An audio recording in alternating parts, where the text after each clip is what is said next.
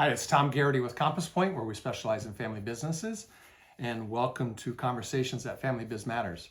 I want to talk a little bit about family harmony today, and our experience is that this really starts at the shareholders, at the owners of the business. That if the owners are not on the same page around sort of the high level goals that they have for the business, that's going to lead to obviously disharmony, going to lead to conflict, and that dysfunction is going to roll downhill and the business is going to pay the price.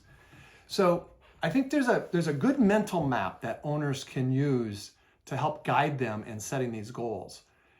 If they think of a triangle, think of like an owner triangle. We in 3 points of that triangle: growth, control, and liquidity. And you can't have all three. You can't have growth and you can't maintain all control and liquidity at the same time. But you can pick one side of each one of those three potentials of the triangle and have both of those points as part of your goal. So let's go through that. Let's say you were thinking of growth and control. So we want the business to grow, but we want to maintain control. And control means, for most owners, we don't want to have outside equity partners or lenders telling us what to do, not in a bad way, just because of the terms of the deal. So it means then, if you want growth and control, you're telling the business, we want you to fund all that growth with cash flow, essentially. And so you need to let the other owners in the business and yourselves know that means we're not going to have as high a distributions, because we're going to use the internal cash to fund the growth of the business. All right, growth and control. Control and liquidity. So we want to maintain control, but we want distributions. So again, now we're going to take on potentially a little bit of debt or maybe an outside equity partner, but really focused on the terms. So we maintain control. We don't have outside influences mandating how we have to, from a covenant standpoint, and that we can get maximizing our distributions.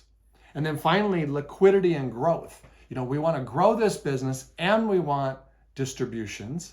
So you need to be prepared as owners that the growth is not going to be as high, because we're going to be using internal resources, cash flow, to drive that growth. But you also want liquidity, so we're not going to have as many resources to drive growth. And at some point, you need to be prepared. That's probably going to have a negative effect on the business.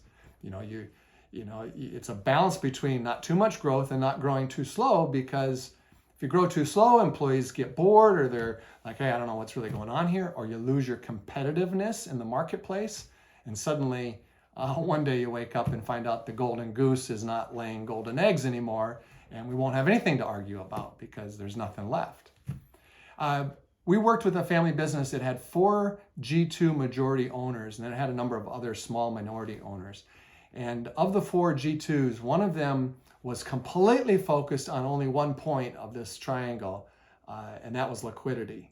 And in retrospect, now looking back at that, if we would have used this mental map for them, like I'm saying, this control, this growth, control, and liquidity map, and say, hey, you get 2 out of the 3 here. You don't just get 1, and then helping owners understand the implications of the choice.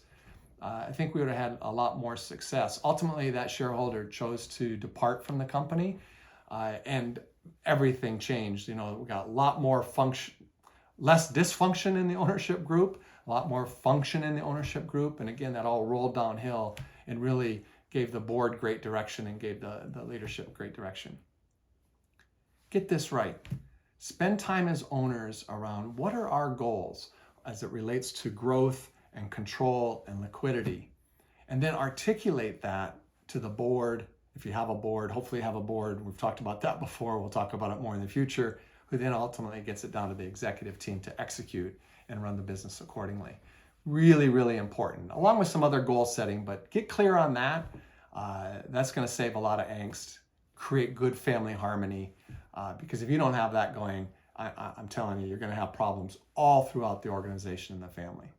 So if you like what you heard, check out our website, compasspt.com, for other blogs, videos, other tools. Thanks for joining us. Oh, by the way, if you have any comments, put them below. I'll be sure to respond to them. Thank you.